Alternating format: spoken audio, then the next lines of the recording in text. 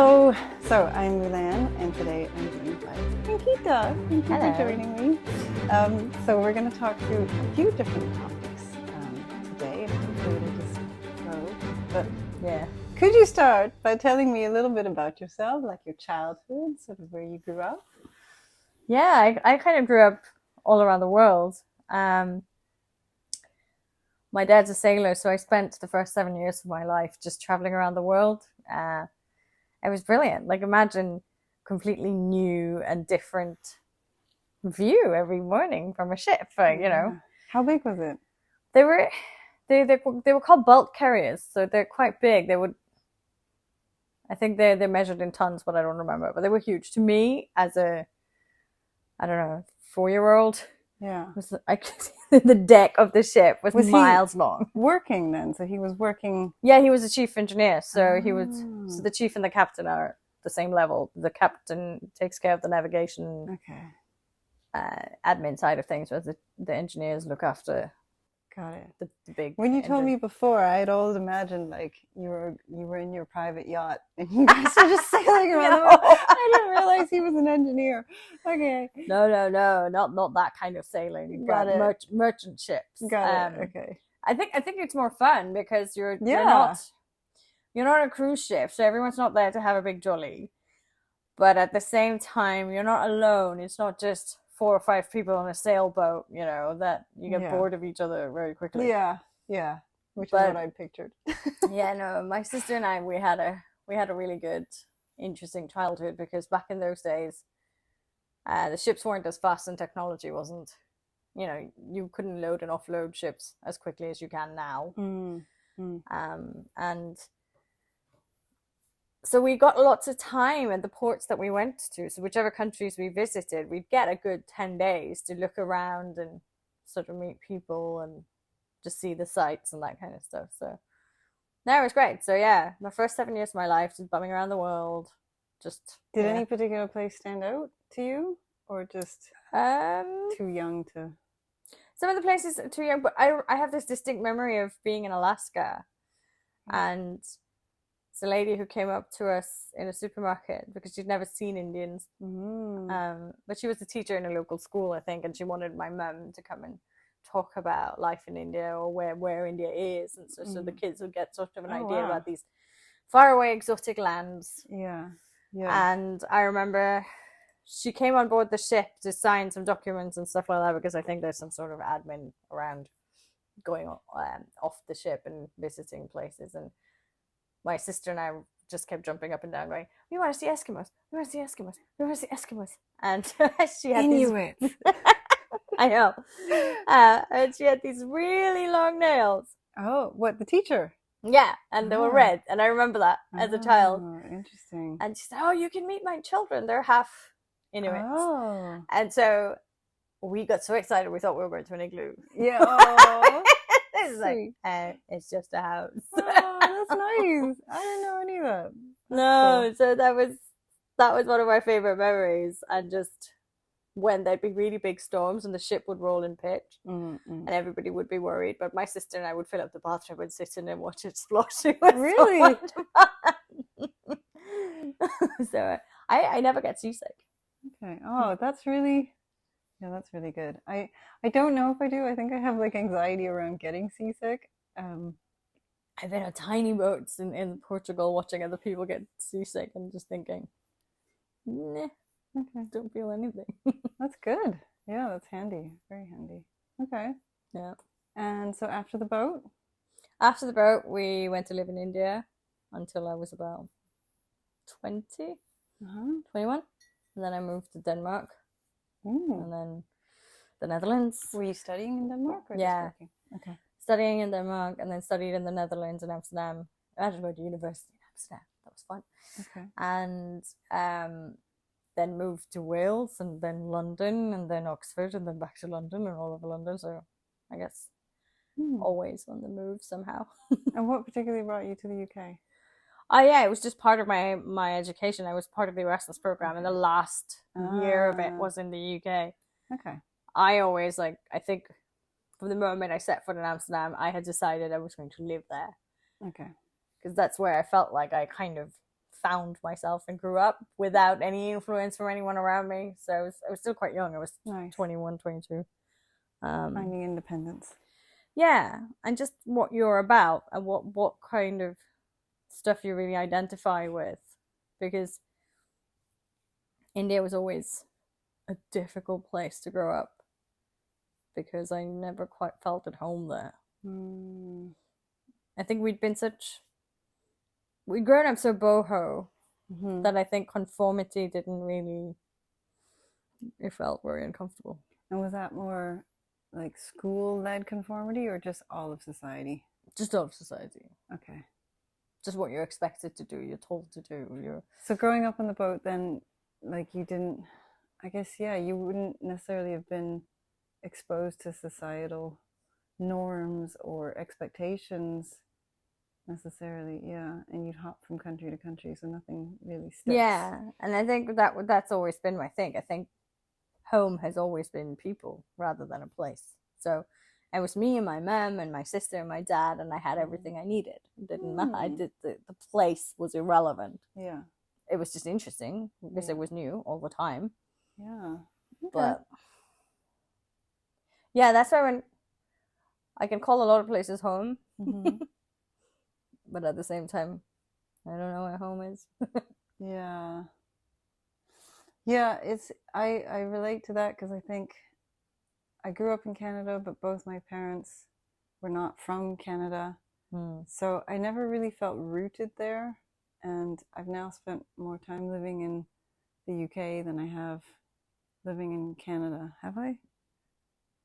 Almost. Yeah, I've definitely spent more time living in Europe than I have in India. So yeah.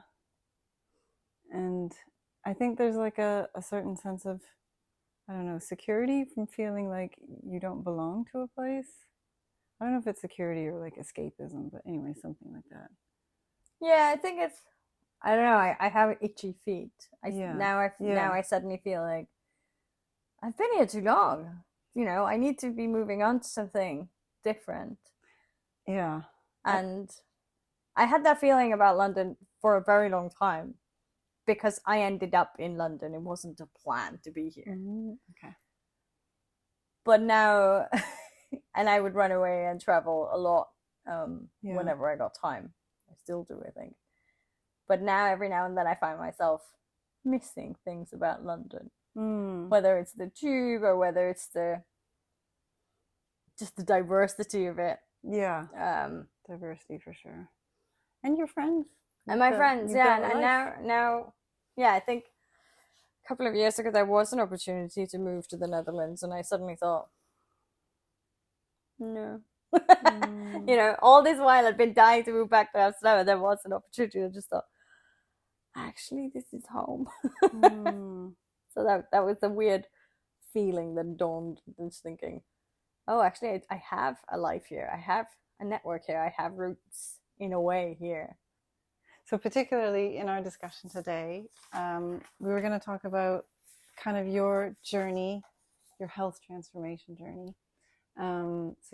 So I, as mentioned in my last episode, started studying for nutritional therapy and naturopathy in, I guess it was 2010. And you came to me in 2018 because I was sort of working, taking some clients, I guess you could say, in nutritional therapy consultations. And tell me a bit about what made you want to come and ask for some support for a plan, I guess. I think I was just not feeling great. My body just wasn't. And I think I'd had a baby 2 years before, and I'd gone back to work, and it was full on. And I think I was vegan at that time as well. Yeah. And I was vegan for a long time. How long? About two and a half years or so, I think. By 2018, it had been 2 years, or just all together? Altogether. By 2018, it must have been a year and a half or something. Okay.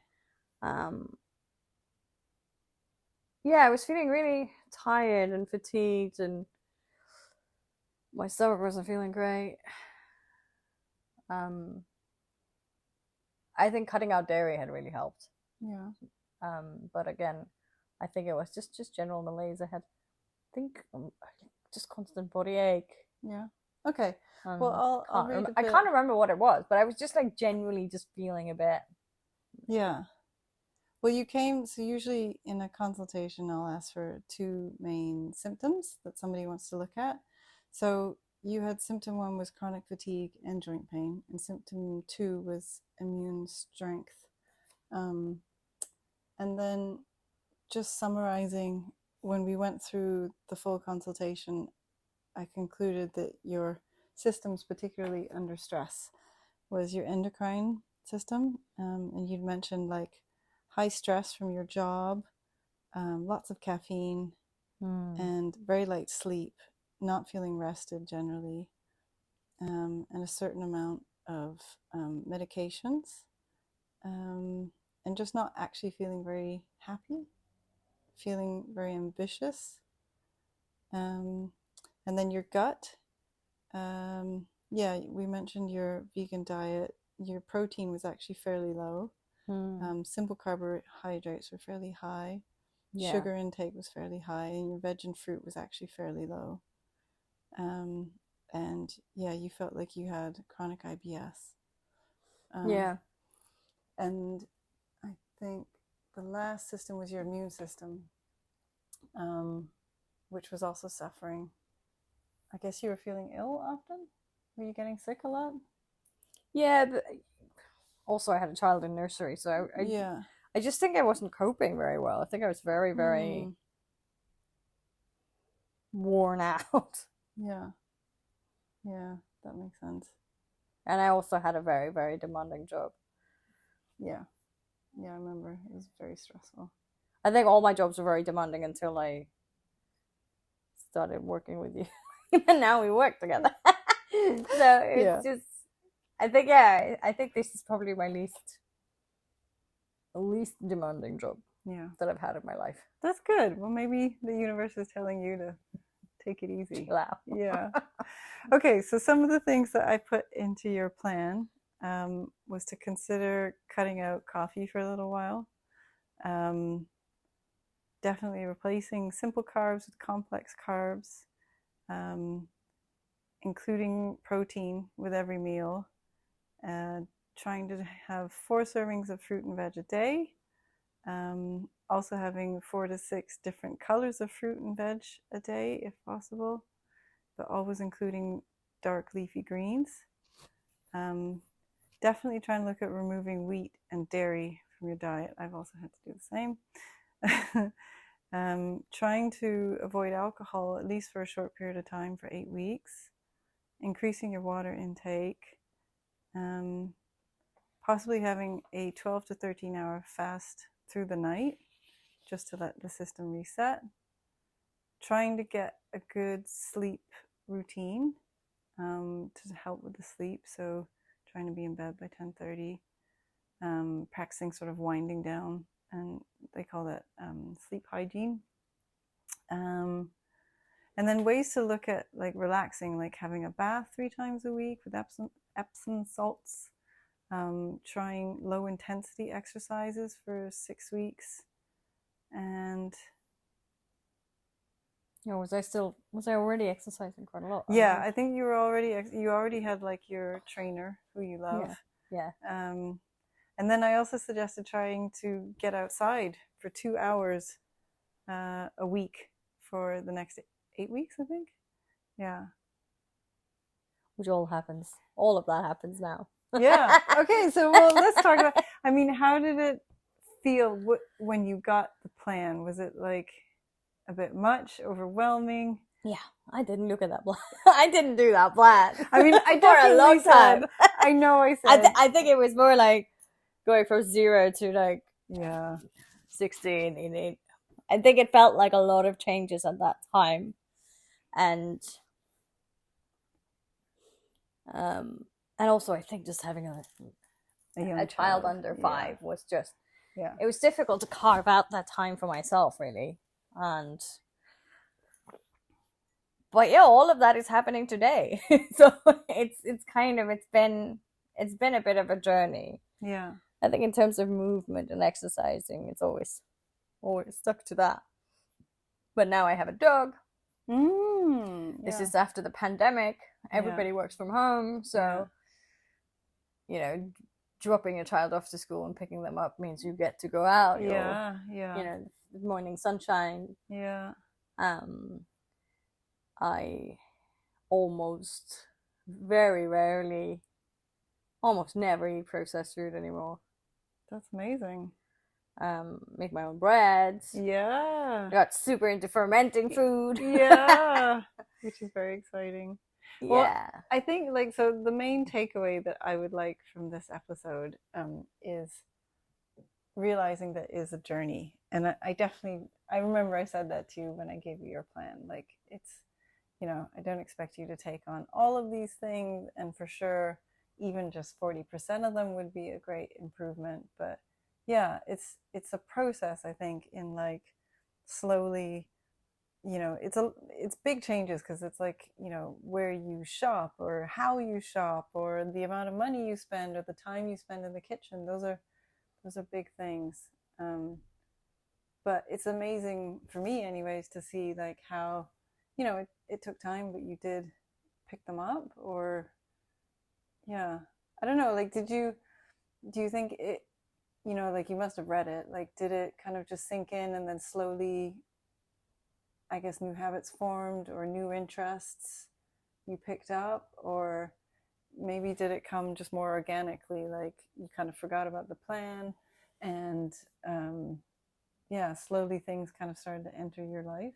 I don't know. Yeah, I think I kind of forgot about the plan, and then, but I think I wanted to feel better anyway, so I wanted to do the right things. And so, you know, when you said take these supplements for magnesium at night and things like that, so those things I started doing. Drinking more water. Like, over a period of time, the alcohol intake has come down anyway. In 2018, I was mid-30s. So, so I was still very young.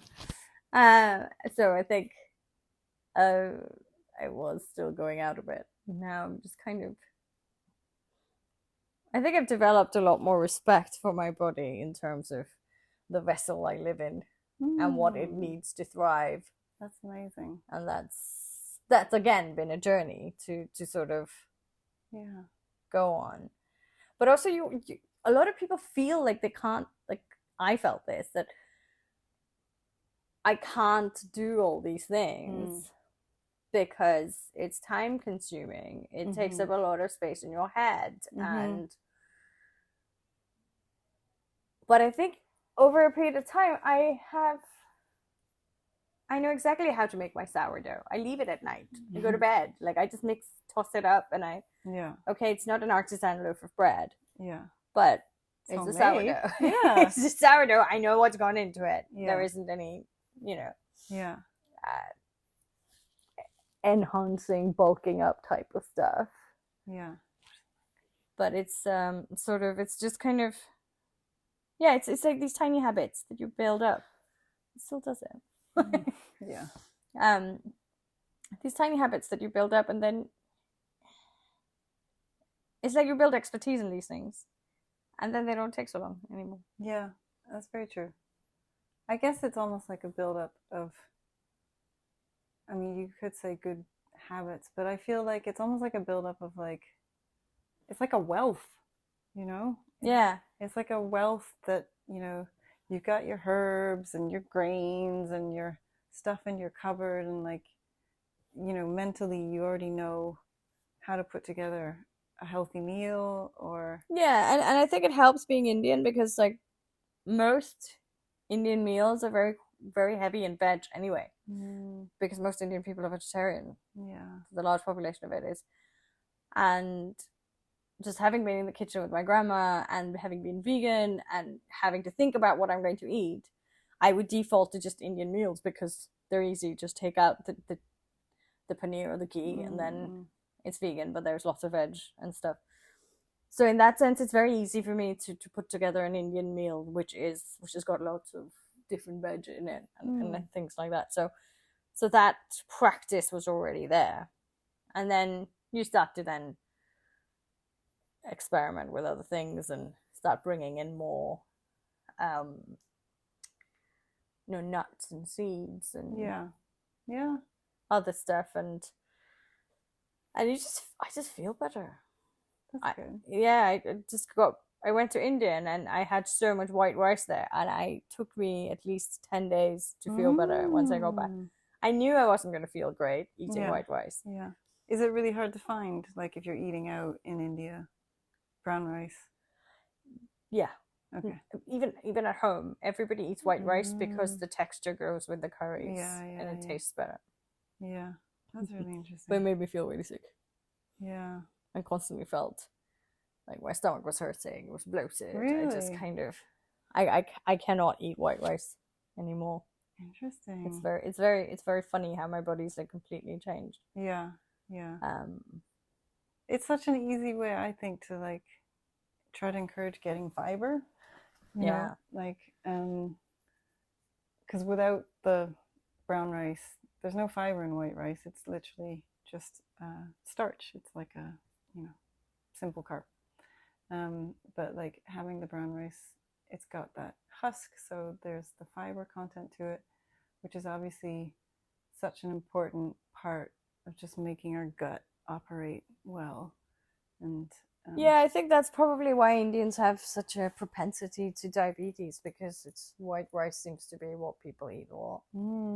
Yeah, I've always wondered, why is it that Indians are so genetically susceptible to diabetes, but it must be the diet. And it must have, like, I wonder when it changed, like, because before processing you couldn't get white rice, so I wonder how long ago everybody was having brown rice. So there's like red rice and parboiled rice, and there are different kinds of rice. Like basmati rice, which most people eat here, I don't think I ever ate it growing up. You always ate these sort of short grain parboiled rice where the starch had already been taken out. Oh, that's interesting. So it wasn't that bad, but I don't think nutritionally it was dense either. Yeah. But people worked a lot. People worked in the fields. So I think it didn't matter that they ate rice and potatoes or whatever, but they were physically very active and constantly doing laborious things, which then I guess stopped happening. I mean, but I'm guessing it was hundreds of years ago when everybody would have been having brown rice. I don't know. I should look that up. Yeah, but I also think that diabetes is probably a middle class problem in India. Oh, okay. It's a very different. The disease manifests very differently in India, because the more affluent people get, the less they move and the more they eat. True. Whereas if you look at the working class in India, they're still very very, very malnourished, so they're not heavy. Yeah, they have other issues. Yeah, but it's not diabetes. It's not diabetes. Interesting. Okay, so also we mentioned that you were vegan and that you moved away from that. So I think I find that a really interesting. I mean, I will fully admit that I encouraged you to move away from it. I just got ill from vitamin D deficiency, which, because of my skin color, means I can't make any. And here, I don't get the level of sun as I would in my natural habitat. Yeah. But I mean, I still stick to mostly vegan food even now. Yeah.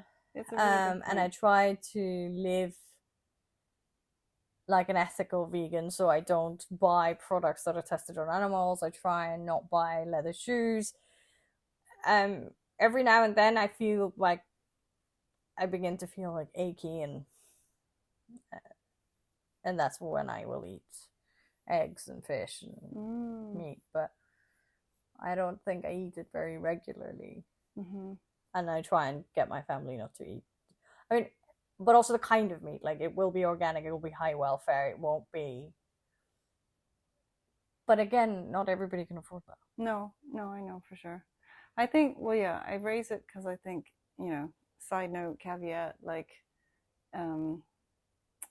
it didn't work for me. I got ill. Yeah, but that doesn't mean it won't work for other people. Exactly. Everyone's an individual, for one thing. I think everyone's biology, speaks to it. And I did mention in my previous episode, like, clearly some people have very strong political, spiritual, or climate-related beliefs, and those are really important and valid too. But yeah, I've found for myself that mostly vegetarian, and yeah, at least a few times a week, I operate best when having meat, or eggs and fish. But yeah, so yeah, I think it's important to discuss protein, and I do definitely think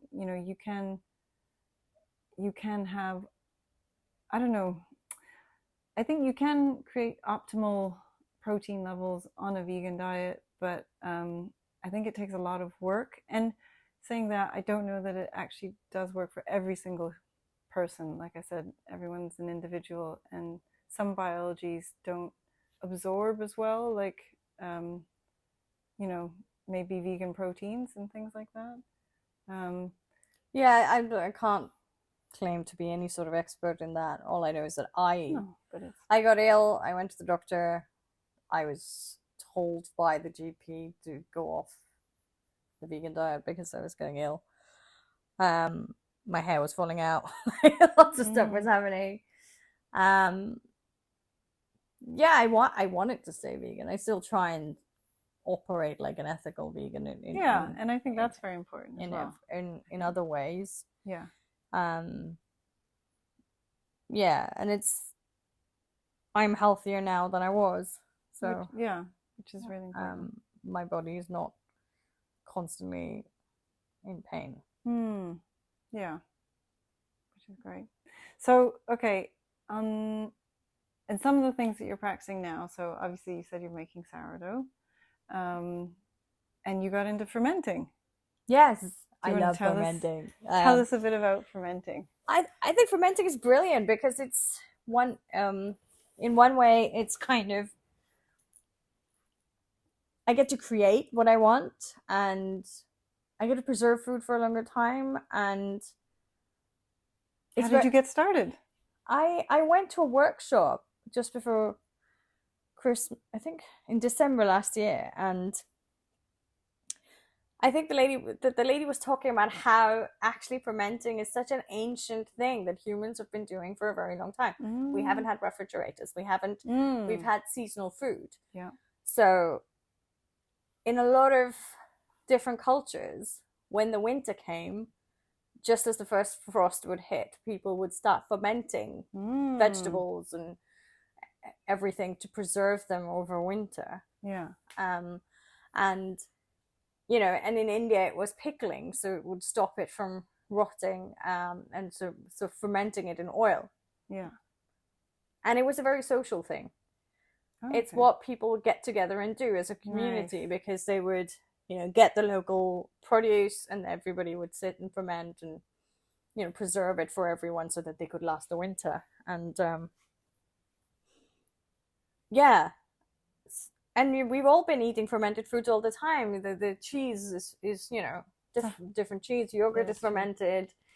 So as humans, we're really dependent on fermented food. And the more I read about it, it's kind of like the microbiome that lives inside us is such an important part of us being healthy, and an important part of us to thrive. If they thrive, we thrive. So very true. Feeding them very one-dimensional processed food makes us ill. So that's because you're not feeding your microbiome the right sort of stuff, and then they start to die out, and then we start to get all these gut related issues, which then fester and become something else. I often explain it like it's a constant war between the good guys and the bad guys. It's very simple, that like if you're feeding the bad guys, they'll start winning, and if you feed the good guys, they start winning. And and I don't know where I saw this animation, but I got like super geeky about it and I started reading up about it. And I like the fact that it's like standing up to mass processed, mass produced, ultra processed food. It's like taking a bit of, I don't know, it's empowering to say I'm going to take control of what I eat,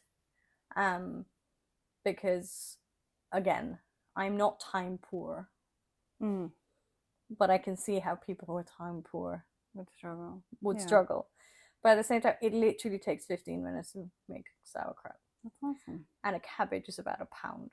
Yeah, that's very true. And a couple of carrots are about not even £1. Yeah. All you need is salt, and if you have any spices that you like, just add it in, leave it for 2 weeks. You have to burp the jars, which is fun. Yeah. They have they smell like pots instead of burps. But it's very reassuring. I burp my jars every morning and I'm gonna, that smells reassuring. Nice. Okay. It lingers and it's not nice, but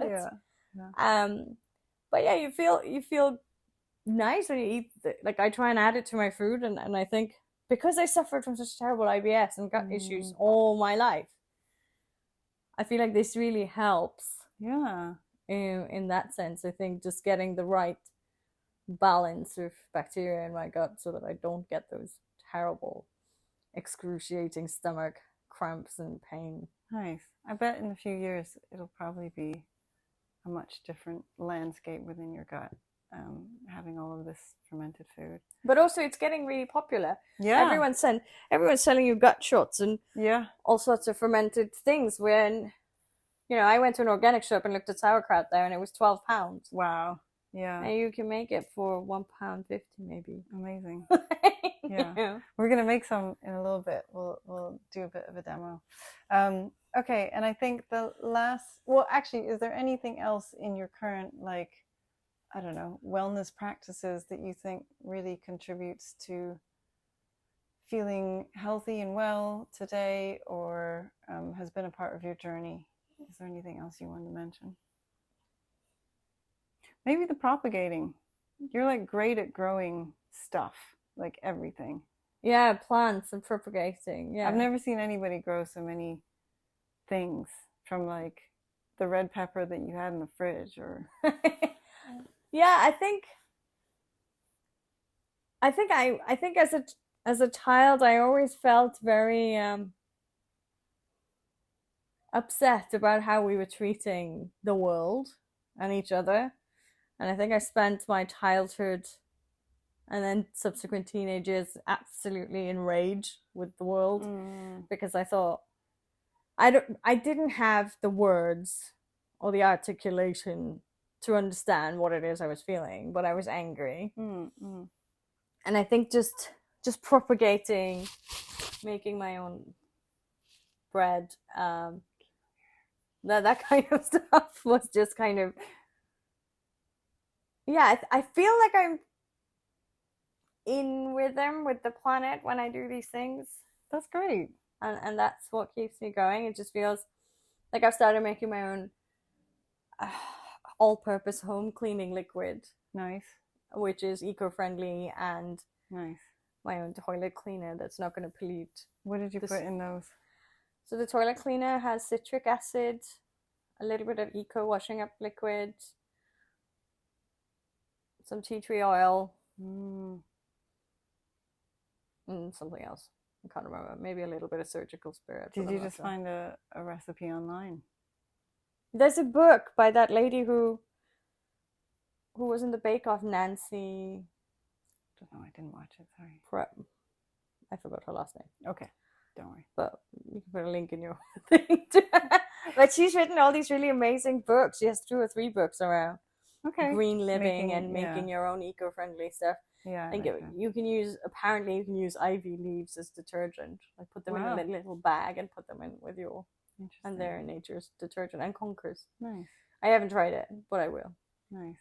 Oh, that's great. Okay. Well, I think that really speaks to the journey, and I'm really glad to see you've found so many practices and habits that really, I don't know, I guess, fill a space in your life and your day that gives you kind of wellness and something. Yeah, and I think it's also age a little bit and growing up, because I think I didn't have the level of gratitude and appreciation for the human body that I have now. I mean, having had a child, fighting illness, and just thinking about, it's actually such an amazing thing, the human body, and it just needs a little bit of help. It's hardwired to survive. Yeah, but also to like return to a state of wellness and return to a place of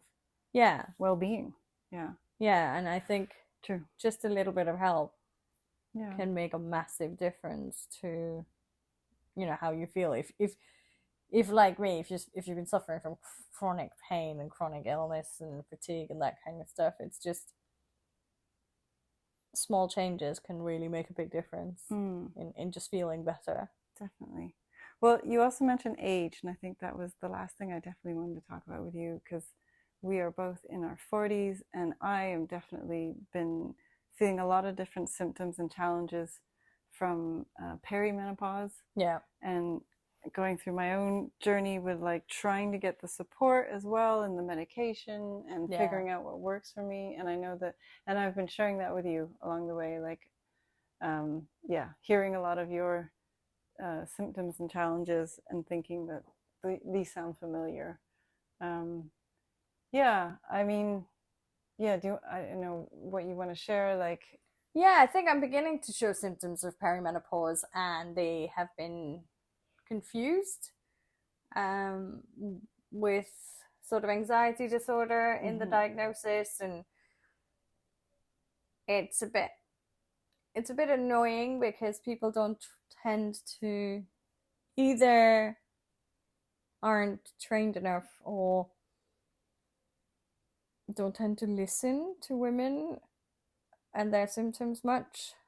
And there's always like, it feels like the science is way ahead, and the health guidance and the policies are still quite far behind. So you find health practitioners not quite willing or not at the level that the current science and scientific thinking is at.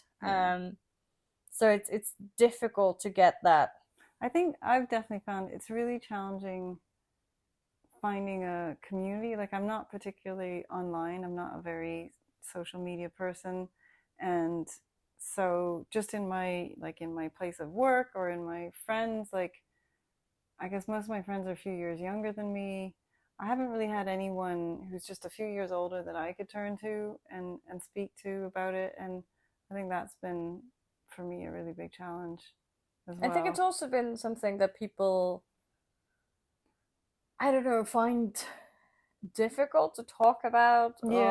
There's taboo around being open around it. I mean, I've seen this with my male friends or, you know, ex-partners, and they're all kind of just, we don't know how to respond or help or provide any sort of suggestion or sympathy even. It's kind of, I think, again, it's another journey, another change that it's we changed have to everything. It's far bigger than I have expected. It's affected like so many different systems. I definitely found that with, you know, I've had so many high pressure jobs, and I've never felt stressed in my life. And I've always been able to deal with things. And I've always been able to sleep, and I've never taken worries about work to bed. No, the anxiety has been like, I would have never said 10 years ago that I ever had anxiety. No. But like anxiety, brain fog, lack of concentration. That's just a few. I've definitely been suffering from those. And, you know, I got misdiagnosed with anxiety disorder a couple of months ago and got given a whole load of antidepressants. And then when I went and said, I think this is perimenopause. They just doubled my antidepressant dose. Oh, that's terrible. I just kind of went, I don't think I want to take. I mean, first of all, they made my sleep worse. So I couldn't sleep even more. Wow. And I thought, that's not really helping. Okay, that's really not something I'm going to keep doing to myself. And when I went on holiday, I kind of forgot to take them. So then I just didn't take them. I continued not taking them. And I sleep better. I don't sleep well, but I sleep better. You sleep better. And I think that was when I went to a menopause specialist. She said, yeah, you're very, according to convention, you're quite young. You're only 41, so they will think that, you're too young for perimenopause, which is what I have been hearing for the last, I've been asking for the last 2 years. Something's not feeling right. Something's not feeling right. But actually, perimenopause can start anywhere from 34. Yeah. Yeah. And it's a range. And also some blood tests will be normal or inconclusive. And I think when they did blood tests, they thought, well, doesn't sound I think it also depends on like what stage in the month or your cycle you're at and how that affects the results of the blood test. And it's funny because I wasn't asked to go at any specific time. Yeah, I don't know. You're just asked to go whenever, go get a blood test. And you don't know what they're looking for. But also sometimes it's not manifesting physiologically, so it's pathologically, so you're not going to see it in a blood test. Yeah. And that's what the menopause specialist said to me, that it can this is being treated as a psychological thing, and I can see why, but because of your other symptoms, and I think that you should look into HRT and other sort of tools to manage menopause. I mean, HRT is not the only thing, but if I can sleep, I will take anything. I can't sleep right now, and that's the bit that's probably fueling all the other symptoms, because it just reminds me of when you have a newborn baby and you haven't slept, but at least when you have a newborn baby you can just go back to bed. And true. I can't do that in the middle of a meeting. I'm just going I'm sorry, I just want to sleep because I can't pay attention. Important. So no, it's another reason to be really mindful about listening to my body. And I think from 2018, where I was in pain, chronic IBS, always feeling bloated, always getting ill because of that, to now, I think it's been a journey of really listening to my body, looking at what helps, and like not just blindly following what other people are doing or what my friends are doing, because again, I've realized my body is different, and I need to be very mindful about what my body likes. Like loads of people love cardio. I am not made for cardio. Well, I will lift heavy weights and build muscle, which is, as you age, probably a better thing to do. Definitely. But I'm getting the benefits of cardio. It does increase my heart rate. It does. You still get cardio from lifting weights.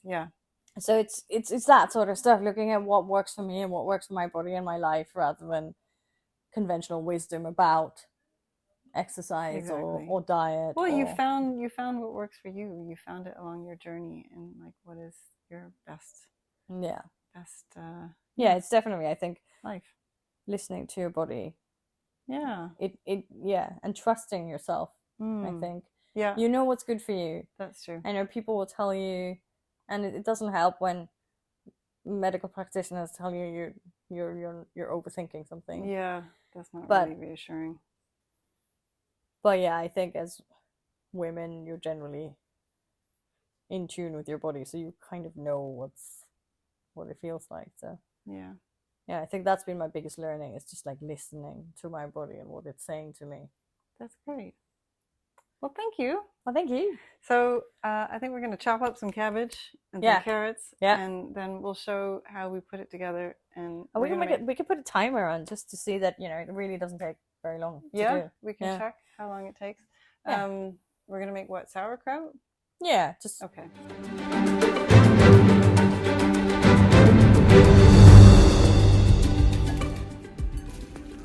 So what are you doing? So I'm squashing. We put salt. We've thinly sliced cabbage, grated carrot. We're just tossing it up with salt. So basically you squash it with your fingers as much as you can till you start to see the water beginning to form at the bottom of it. It hasn't happened yet. Okay. But at some point it'll start to release water. And when it looks like, I don't know, 2 or 3 tablespoons. Okay, we're back. So we have chopped up 1 white cabbage, maybe a quarter of a white cabbage, and half of a Savoy cabbage. How many carrots did you put in? 2 big carrots. We grated 2 big carrots, and we put in about half a tablespoon of salt, and that's it. Yeah, you only need 2% of the weight of the vegetables. Okay. And we did pink peppercorns. Pink peppercorns and fennel. Then you squash them, really squash them. Get your hands in there. Wash your hands first. Get your hands in there, squash them, and when the vegetables start to release water, and you'll start to see them sort of the water collect at the end of your bowl, then you pack the jars with and you really squish them in. Okay, cool. We're gonna go pack them and we'll show you the final jars. So here we have our finished sauerkraut. It's in an old jar, Vita cocoa, but yeah. So you pack it in, you squish it down till you start to see the water that comes up. So keep squashing your vegetables down, and we weighed them down with the butts of the cabbage, the bits that you never use anyway, to sort of weigh them down so that the salt water stays up and cuts off the oxygen from the vegetables, which will help them ferment. Otherwise, you're going to start to see mold growing in them. Hopefully not. Okay, amazing. But yeah, it took us 15, 20 minutes max. Yeah. But we faffed a bit. We did faff a bit, yeah. Okay. But yeah, that's how easy it is. Thank you. To make. I've never fermented before. I did it with you 2 weeks ago. Was it 2 weeks ago? Yeah, about that. It's good fun. Yeah. No, thank you for joining me in the chat, and thank you for having me. It's been great. We talked about it, and I'm sure we'll. Yeah. All right. Thank you.